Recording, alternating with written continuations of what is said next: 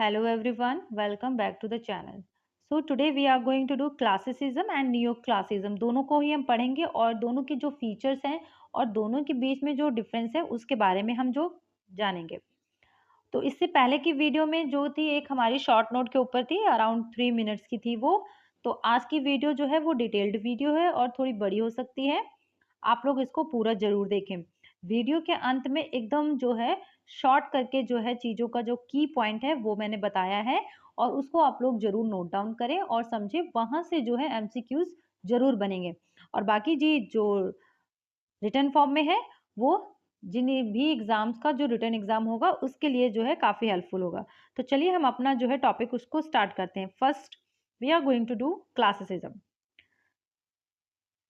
Classicism is a term use to describe literature. कौन सी literature को डिस्क्राइब करने के लिए ये टर्म यूज होती है? That reflected the thoughts and ideas from ancient and Greece ancient Greece and Rome. ठीक है, तो ये जो टर्म थी कब प्रोमिनेंट हुई थी? During 1600 and 1700। ठीक है, जब यूरोप जो है किस इनलाइटनमेंट जो पीरियड है उसमें एंटर कर रहा था। ठीक है, during new classicism. I hope आपको पता होगा कि न्यू क्लासिज्म जो है वो फर्दर डिवाइडेड इनटू 3 कैटेगरीज था। तो हमारा जो न्यू क्लासिज्म था वो 1660 टू 1798 तक चला था। यानी कि जब हमारी जो है रोमांटिक एज स्टार्ट हुई उस समय तक चला। जो रोमांटिक एज है वो 1798 से स्टार्ट हुई थी हमारी with the publication of lyrical ballads. तो चलिए moving to other point. The golden age of classicism. Classicism की गोल्डन एज क्या थी? In English literature was during the mid to late 70s। This period is also known as the age of Johnson. Age of Johnson यानी कि age of doctor Samuel Johnson. ठीक है, तो ये as जो थी अगर हम रिटर्न फॉर्म में बात करेंगे तो ये स्टार्ट हुई थी 1745 टू 1798 का जो पीरियड था उसको हम लोग जानते हैं एज ऑफ जॉनसन। ठीक है, और इसको ट्रांजिशनल पीरियड या फिर एज ऑफ सेंसिबिलिटी भी कहते हैं। उसके बाद है इट जो है in the arts and literature it refers generally to a high regard for a classical period. ठीक है, classical antiquity in the western tradition as setting standard for taste which the classist seek to emulate. तो golden age में जो है golden age of classicism क्या थी? तो golden as का जो अगर पूछ लें कि the golden age of classicism क्या थी? Mid to 1700। ठीक है, यानी कि जो पीरियड था एज जॉनसन का उसको हम लोग जानते हैं एज ऑफ गोल्डन क्लासिसिज्म की जो गोल्डन एज है। उसके बाद है new classical period. Neoclassical period in the history of English literature laid immense emphasis on revival of the classical spirit during the period between 1680 to 1750 के बीच में। ठीक है, in the age of Pope and Dryden. तो इसमें जो है age of Pope और Dryden दोनों को इंक्लूड कर लिया था, यानी कि द रेस्टोरेशन एज और जिसको हम लोग जानते हैं एज ऑफ ड्राइडन की। तो एज ऑफ ड्राइडन या फिर रेस्टोरेशन पीरियड जो था वो हमारा था 1660 टू 1700 तक। ठीक है, और उसके अलावा अगर हम बात करेंगे एज ऑफ पॉप जो कि ड्राइडन की एज के बाद आई थी। ठीक है, तो उसको हम जो है ऑगस्टन एज या फिर एज ऑफ अलेक्जेंडर पॉप के नाम से जानते हैं विच इज फ्रॉम 1700 टू 1745। ठीक है, उसके बाद जो था हमारा एज ऑफ डॉक्टर जॉनसन का जो आया था ट्रांजिशनल और एज ऑफ सेंसिबिलिटी जिसको हम जानते हैं वो था 1745 से 1798 तक। ठीक है, 1660 टू 1700 तक रेस्टोरेशन एज और एज ऑफ ड्राइडन, 1700 टू 1745 तक ऑगस्टन एज और age of Alexander Pope, then 1745 to 1798 तक एज ऑफ डॉक्टर जॉनसन। ठीक है, तो इन तीनों ही जो पार्ट्स को है हम लोग टोटल मिला के जानते हैं न्यू क्लासिकल पीरियड से। ठीक है, उसके बाद है writers of this period immensely endeavour to follow the footpaths of the writers of the period of Augustus.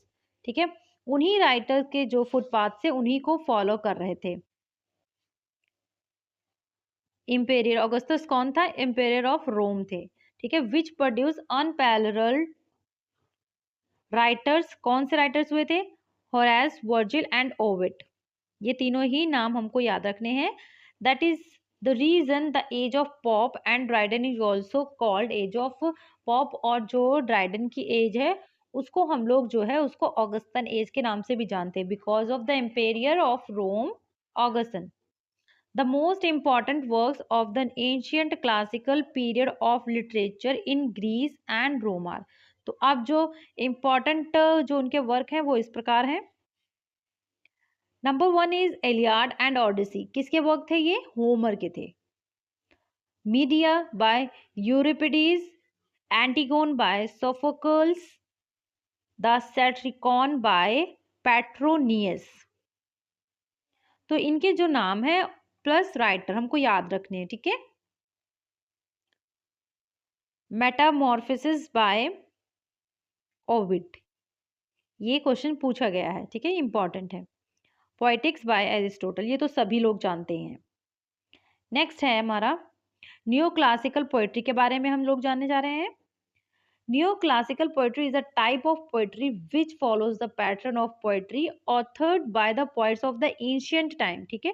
New classical की जो पोएट्री थी वो पुराने ही टाइम के जो पोएट्स थे उन्हीं के पैटर्न को जो है फॉलो कर रही थी, ठीक है, जो कि ग्रीक और रोम के थे।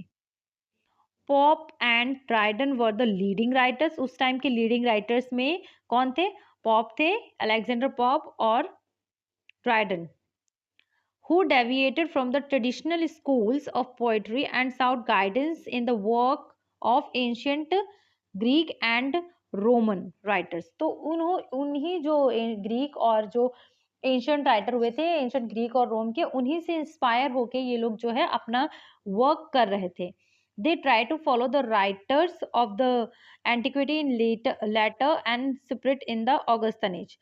The important example of classical works in English are, ठीक है, तो ये जो इंग्लिश में वर्क जो हो रहा था हमारा न्यू क्लासिकल के टाइम पर, ये सारे जो राइटर्स थे इन्होंने अपनी इंस्पिरेशन जो है क्लासिकल राइटर्स यानी कि जो हमारे ग्रीक और रोम के जो राइटर्स थे उन्हीं से इंस्पिरेशंस लेकर जो है उन्हीं के पैटर्न को फॉलो करते हुए न्यू क्लासिकल जो राइटर्स हुए हैं, जिनमें से पॉप और ड्राइडन का नाम सबसे मुख्य है, तो अपना वर्क कर रहे थे, ठीक है।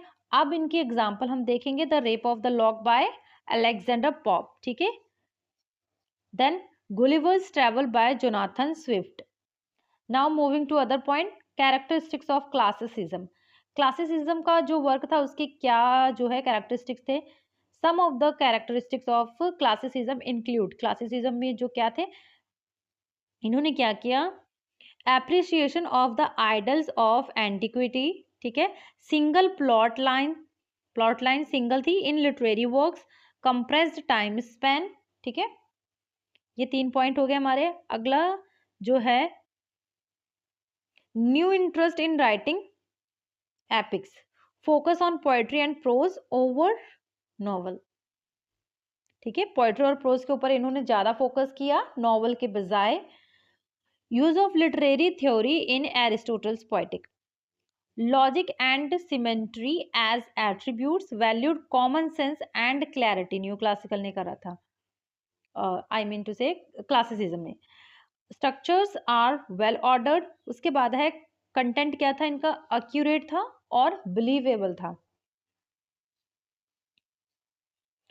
Classicism in the theatre was developed by 17th century French playwrights from that they judged to be the rules of Greek classical theatre including the classical unities। अब यहाँ पर इन्होंने बात कर दी है हमारी क्लासिकल यूनिटीज जो थी हमारी, ठीक है, किसकी थी? Of time place and actions, किसने दी थी? ये थी जो है इनकी बात करी थी हमारे पोएटिक्स में, जो है एरिस्टोटल ने बात करी थी।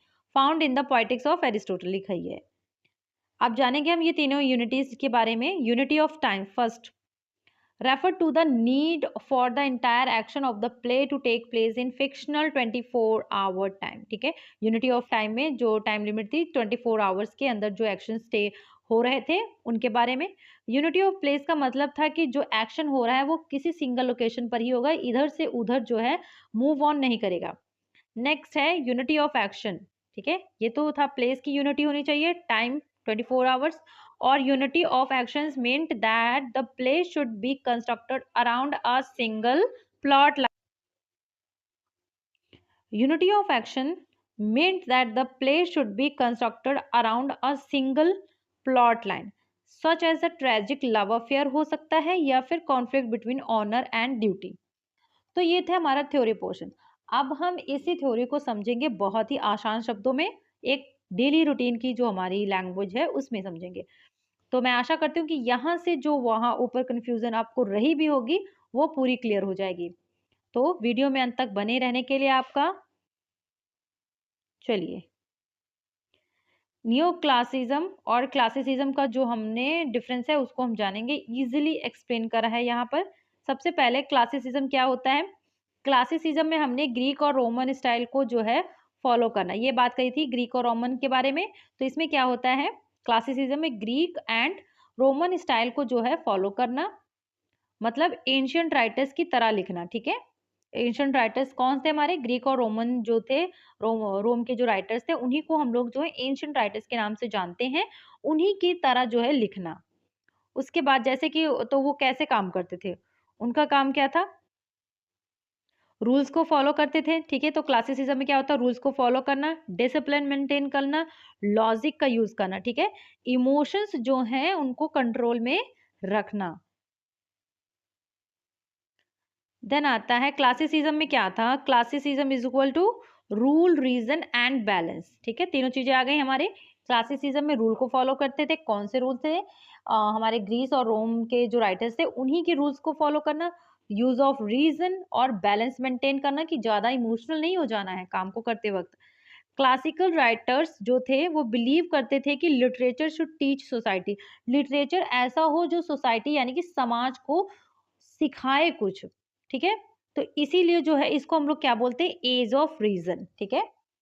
क्लासिकल एज को या क्लासिकल पीरियड को या फिर क्लासिसिज्म को हम लोग जानते हैं एज ऑफ रीजन के नाम से। रियल लाइफ में एग्जांपल हम देखते हैं, मान लीजिए क्लासिसिज्म क्या है, एक मैथ्स टीचर है, ठीक है, सब कुछ रूल से प्रॉपर और बैलेंस्ड होना चाहिए हमारे मैथ में, ठीक है। तो क्लासिसिज्म में यही था, रूल, ठीक है, रीजन और क्या था, बैलेंस था। रोमांटिसिज्म में क्या था, आर्टिस्ट फीलिंग्स एंड इमेजिनेशन और फ्रीडम, ठीक है। तो क्लासिसिज्म उसका अपोजिट था, या फिर हम कह सकते हैं दोनों ही एक दूसरे के विपरीत चलते हैं, क्लासिसिज्म एंड रोमांटिसिज्म। अब उसके बाद है नियो क्लासिज्म। क्या है, नियो क्लासिज्म की बात करें अगर हम, सबसे पहले तो इम्पोर्टेंट कंफ्यूजन जो है यहीं पर होता है, ठीक है। नियो का मतलब होता है न्यू, सो नियो क्लासिज्म का क्या मतलब हुआ, क्लासिसिज्म का ही रिवाइवल हुआ, ठीक है, वापस आना, क्लासिसिज्म का वापस आना, that is known as neo classicism. मतलब इंग्लिश राइटर्स ने डिसाइड किया कि चलो ग्रीक और रोमन स्टाइल को फिर से फॉलो करते हैं, इसीलिए न्यू क्लासिकल एज को जो है न्यू क्लासिकल एज भी कहते हैं। तो न्यू क्लासिसिज्म जो है वो कब हुआ, न्यू क्लासिज्म जो हमारा पीरियड था 1662 1785, एज ऑफ रीजन। ये क्लासिसिज्म का जो क्या था, ये गोल्डन पीरियड था, कौन सा, 1662 1785 तक, इसको जो है हम लोग क्लासिसिज्म का गोल्डन पीरियड कहते हैं। अगर एग्जाम में क्वेश्चन पूछ ले गोल्डन पीरियड ऑफ क्लासिसिज्म, तो ऑप्शन में जो भी ऑप्शन दिया होगा हमारा जो है, जैसे मान लीजिए 1662 1785 दे दिया है ना, और उसके अलावा दे दिया 1700 टू 1745, 1745 टू जो है 1798, और एक और ऑप्शन दे दिया हमारा जो है 1662 लेकर जो है 1798। तो हम लोगों को क्या मार्क करना है, 1662 1785। ये था क्लासिसिज्म का गोल्डन पीरियड। तो अब है जो हमने पढ़ा था वहां पे डिफरेंस था क्लासिसिज्म वर्सेस न्यू क्लासिज्म के बीच में, जो डिफरेंस था उसको क्या था, क्लासिसिज्म जो थे वो ओरिजिनल वर्क थे, ठीक है, और न्यू क्लासिज्म का मतलब क्या था, कॉपी और रिवाइवल। तो न्यू क्लासिज्म एक्चुअली में इसका लिटरल मीनिंग देखेंगे तो हम इसका निकलता है कि न्यू, बट इसकी रियलिटी क्या थी, ये जो था फेक था, ठीक है। उसके बाद जो है अगर हम देखें न्यू क्लासिसिज्म की जो मेन फीचर्स थी, रीजंस, ठीक है, रूल्स फॉलो करना, ऑर्डर एंड बैलेंस होना चाहिए, सोसाइटी को टीच करना, स्टायर यूज करना, सिटी लाइफ फोकस था। पोएट्री में क्या हुआ था उस टाइम? न्यू क्लासिकल पोएट्री में जो हमने पढ़ा था मॉरल लेसन देती थी, ठीक है, सोसाइटी को करेक्ट करती थी और स्टाइल यूज करती थी। मोस्ट फेमस स्टाइल था हीरोइक कुप्लेट उस टाइम का।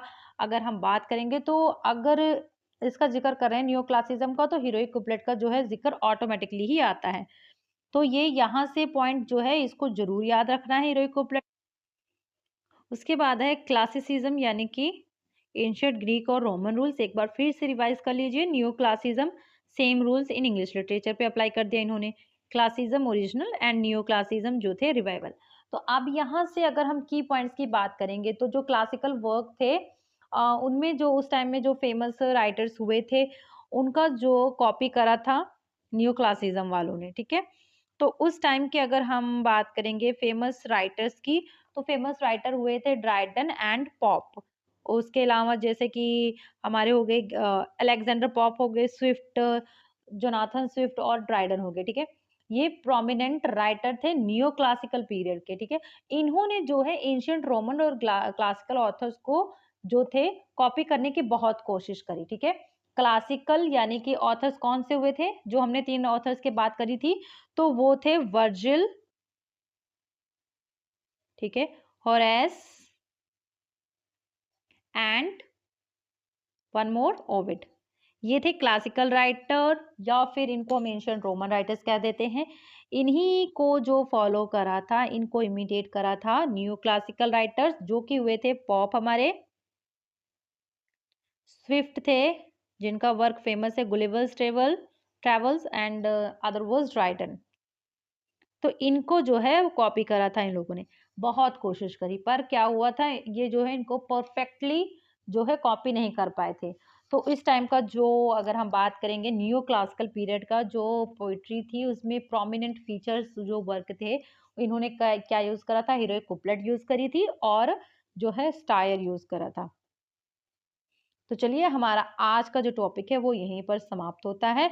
आई होप आपको जो टॉपिक है वो बहुत अच्छे से समझ में आ गया होगा। अगर इसके बावजूद भी आपको कोई डाउट है तो कमेंट बॉक्स में जरूर कमेंट करें। तो चलिए, अगर आप चैनल पर पहली बार आए हैं तो चैनल को जो है सब्सक्राइब जरूर करें, वीडियो को लाइक और शेयर जरूर करें। चलिए मिलते हैं नेक्स्ट वीडियो में एक नए लिटरेचर के टॉपिक के साथ।